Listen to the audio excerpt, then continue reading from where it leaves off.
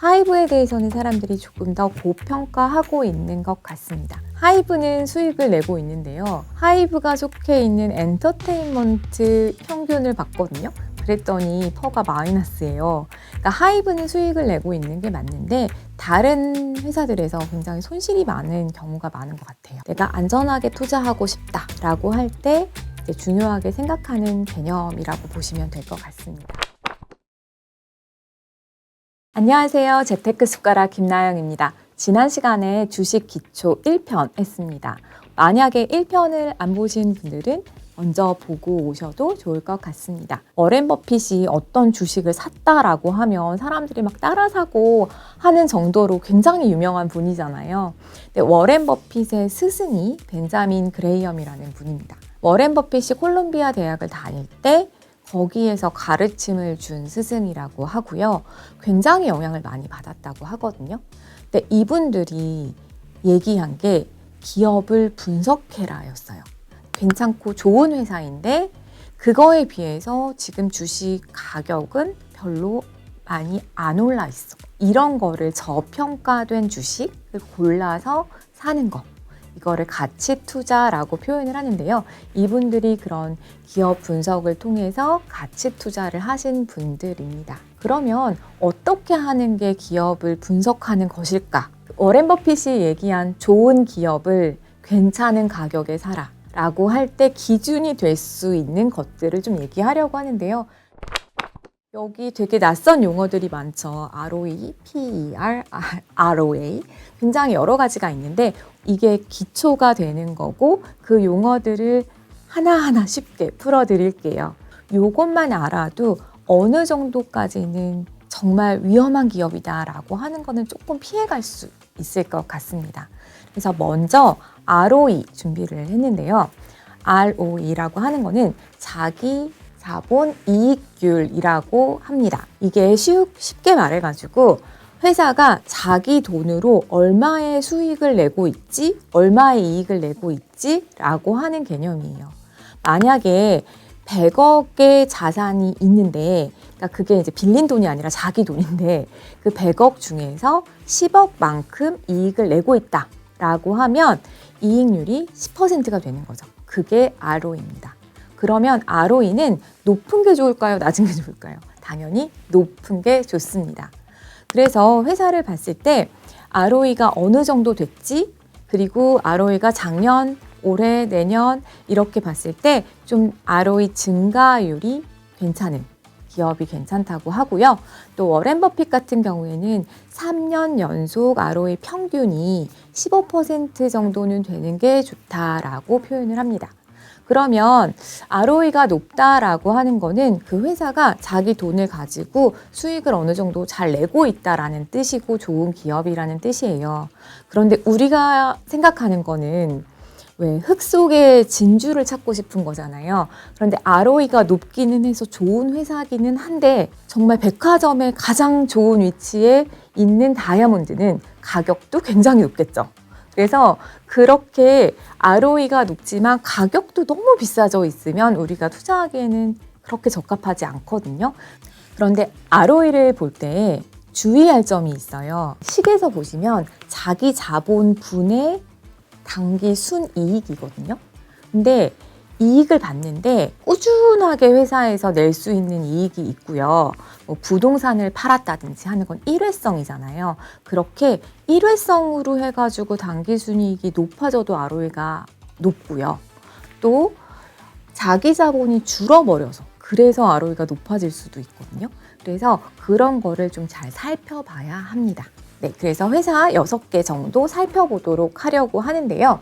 여기 보시면 2022년, 2021년은 그냥 써 있고 2023년부터는 뒤에 2가 붙어 있거든요. 2가 그 추정치라는 얘기인데 사실은 과거 데이터보다는 추정치를 보는 게 더 중요합니다. 과거 데이터는 이미 주가에 다 반영이 되어 있기 때문에 그런데요. 2023년 삼성전자의 ROE는 3 정도로 나와 있어요. 그런데 2022년과 비교했을 때 굉장히 많이 떨어져 있죠. 그리고 SK 하이닉스는 더 심하게 마이너스를 보고 있습니다. 그러면 이 두 회사가 위험한 회사냐? 그거는 아닌 것 같고요. 두 회사의 공통점이 있어요. 반도체를 한다는 건데요. 삼성전자는 반도체 말고도 다른 것들이 좀 있고요. SK 하이닉스는 반도체가 정말 주력입니다. 그런데 반도체가 이렇게 경기의 사이클에 되게 많은 영향을 받아요. 2023년에 좀 반도체 시장이 안 좋았기 때문에 이렇게 지금 ROE가 마이너스가 나온 것 같습니다. ROE 기준으로 현대차가 가장 높게 나와 있습니다. 2024년 기준으로 현대차는 12 정도 나와 있네요. 이걸 보면서 발견한 게 있어요. 네이버의 2021년 ROE가요, 106이에요. 정말 그때 네이버 주식을 샀으면 굉장히 좋았나? 이런 생각을 했었는데요. 아까 제가 ROE를 볼 때 주의점이 있다고 말씀을 드렸잖아요. 이게 일회성이 아니라 계속 낼 수 있는 수익인지, 이게 중요한데 2021년 당시에 네이버가 자회사로 있던 라인 있잖아요. 그 라인을 자회사에서 그 관계회사로 이제 바꾸면서 일부를 매각을 했다고 해요. 그게 이익으로 들어와가지고 굉장히 높아졌다라고 얘기를 하거든요. 그래서 이런 것들을 그냥 지표만 딱 보고 할 게 아니라 왜 그랬지? 이게 정말 계속적으로 날 수 있는 수익인가? 이런 것들도 살펴봐야 하는 것 같습니다. 그래서 ROE랑 같이 보는 게 주가가 그 회사 가치에 비해서 어느 정도로 평가되지? 라고 하는 것이 PER과 PBR이라는 것이 있습니다. EPS와 PER을 알아보도록 하겠습니다. PER을 좀 쉽게 비유해서 설명을 하기 위해서 제가 거위 얘기를 갖고 왔습니다. 황금알을 낳는 거위 얘기 기억하시죠? 그런데 그 거위가 1년에 황금알을 딱 하나씩 낳아요. 그 황금알이 10,000원이라고 쳐볼게요. 이 거위 한 마리를 주식 하나라고 치고 한 주. 그러면 그 한 주가 얼마의 이익을 가져다 주냐면 10,000원이라는 이익을 가져다 줍니다. 주식 한 주 때문에 생기는 이익. 그게 EPS라고 하는 거예요. 1년에 10,000원씩 벌어주는 주식은 가격이 얼마가 적정할까라고 하는 게 그 PER의 개념이거든요.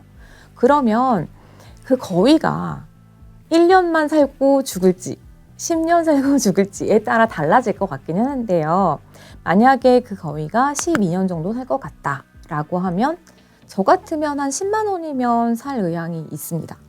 그래서 매년 10,000원씩을 가져다 주는 주식이 10만 원에 팔린다. 주가가 10만 원이다 라고 하면 PER은 10배 이렇게 표현을 합니다. 제가 이제 10만 원을 주고 그 주식을 샀는데요. 매년 10,000원씩은 이득이 생기잖아요. 내 원금이 다 회수될 때까지는 한 10년 정도 걸린다 라고 보시면 됩니다. 만약에 그 거위가요, 이게 굉장히 성장 가능성이 높아가지고 이 거위는 내년 되면 내후년 되면 언제가 될지 모르지만 굉장히 많은 황금알을 한꺼번에 낳을 수도 있을 것 같아 라는 거위가 있다고 치면 가격은 더 높아질 수 있거든요. 그렇게 기대가 되는 기업은 PER이 높습니다. 보통 퍼라고도 얘기를 하는데요. 퍼가 높다라고 얘기하는 거.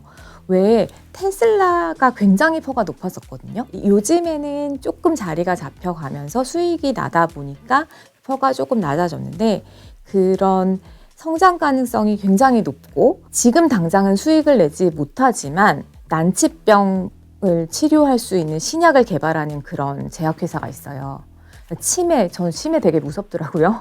근데 그런 치매를 완전히 완치할 수 있는 약을 개발했다라고 하면 정말 그 회사는 굉장히 잘 나가게 될 텐데 그거는 PER이 좀 높을 수밖에 없겠죠. 그래서 업종별로 조금 달라지기는 합니다. PER이 낮으면 좋은 거기는 한데 만약에 PER이 2다라고 생각을 해볼게요.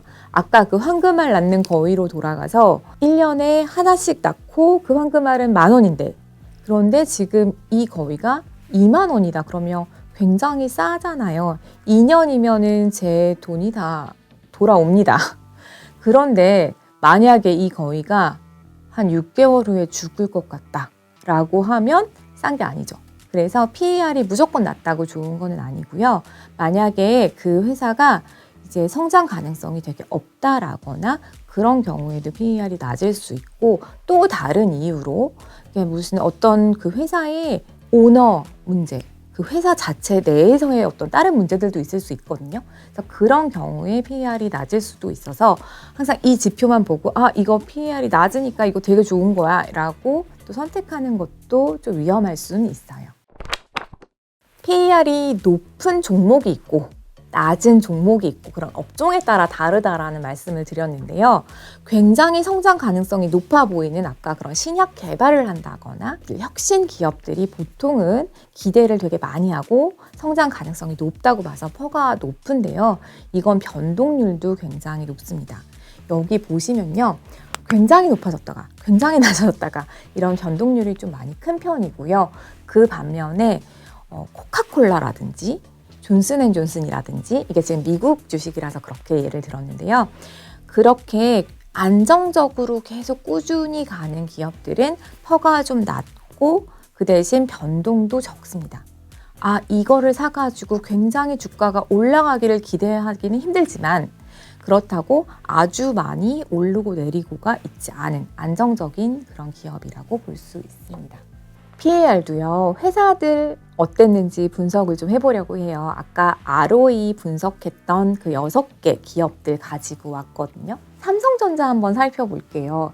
2023년 삼성전자의 PER을 한번 계산해 보려고 합니다. EPS가 주식 하나 때문에 이제 발생할 수 있는 수익이라고 했는데요. 이번에 2023년도가요. 1,500원 정도였거든요. 근데 2022년과 비교해 보면요. 2022년에는 삼성전자 주식 하나가 1년에 8,000원 정도의 수익을 가져다 줬어요. 근데 굉장히 낮아졌죠. 삼성전자의 주식 주가는 75,000원 정도인데 한 주가 가져다 주는 수익인 EPS가 1,500원 정도니까요. 나눠보면 지금 47 정도 나오거든요. 삼성전자에 치고 굉장히 높은 겁니다. 2022년에는 6.8 정도 됐고요.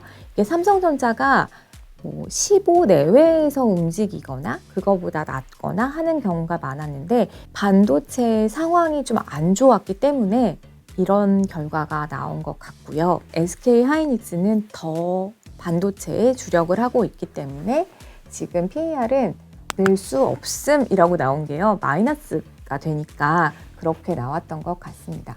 그러면 PER로 봤을 때는 6개의 그 회사들 중에서 가장 낮은 게 어떤 걸까? 낮은 게 좀 저평가되어 있는, 가격이 회사 가치보다 조금 낮게 되어 있는 거라고 볼 수 있잖아요. 그래서 현대차가 매년 쭉 지속적으로 4점 얼마 5 이 정도에서 왔다 갔다 하는 것 같아요.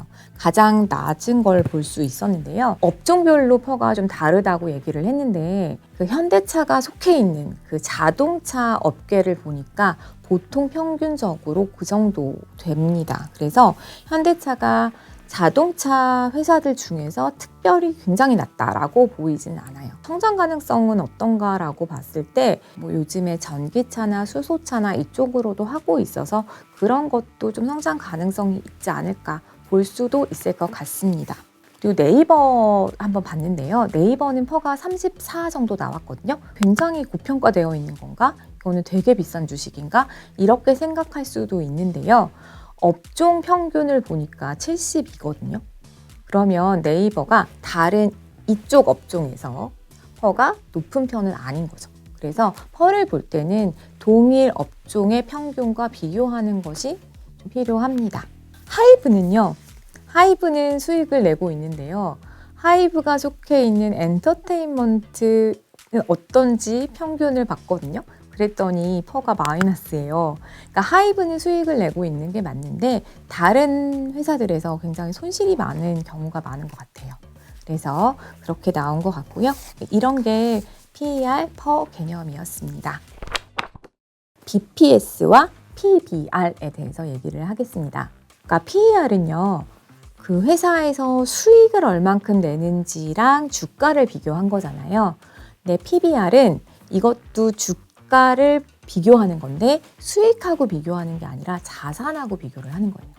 그래서 여기에 그 B가요, book value라고 되어 있는데 장부에 그 회사의 자산이 얼마라고 되어 있어 라고 하는 거거든요. 어떤 회사의 전체 자산이 있어요. 근데 그 회사에 발행한 주식 수가 있을 거 아니에요. 그러면 그 전체 시가총액을 주식 수로 나누면 그 회사의 주식 한 주가 가지고 있는 자산, 이렇게 볼 수 있죠. 그게 바로 BPS의 개념입니다. 그런 BPS 대비해서 주가는 어떻게 되어 있지? 그 비율을 보는 게 PBR 개념인데요. 이게 장부에 적혀 있는 자산이라는 생각을 할 때 이거는 회사를 만약에 다 팔았을 때, 청산했을 때 그 가치랑 주가가 어느 정도 비율로 되어 있지라고 보는 거거든요. PBR이 만약에 1이다 라고 하면 그 회사의 청산 가치, 다 자산을 팔았을 때의 그 가치랑 주가가 같다라고 보는 거고요. 만약에 PBR이 1보다 작으면 그거는 회사의 가치보다 주가가 더 낮게 평가되어 있는 거예요. 그러니까 저평가되어 있다라고 볼 수 있는 거고요. 그리고 PBR이 1보다 크다는 거는 그 회사의 자산을 다 팔아도 시가총액보다 못 미친다 라는 얘기고요. PBR은 왜 주식을 살 때 봐야 되는지 의아하실 수도 있을 것 같은데요. 기업별로 PBR도 한번 비교해 보도록 하겠습니다. 제가 6개 기업들에다가 지금 금융회사 2개를 더 추가를 했어요. 그러니까 금융회사 같은 경우에 자산 가치가 되게 중요하다라고 본대요. 그래서 2개를 더 비교를 해보려고 가지고 왔고요. 하나금융이랑 신한이랑 둘 다 보니까 PBR이 0.3대로 나왔습니다. 회사의 자산을 다 판 게 100이다 라고 보면 지금 시가총액은 한 30 정도 되는 거다. 이렇게 보면 되는 거니까 그러니까 PBR 자체로만 봤을 때는 주식이 저평가되어 있다라고 보는 거죠. 그런데 금융사들은요, 대체로 볼 때 PBR이 낮게 되어 있어요. 그래서 이 PBR 같은 경우에도 PER과 마찬가지로 그 업종 평균하고 비교해서 이 회사가 어느 정도지라고 보는 게 좋을 것 같습니다.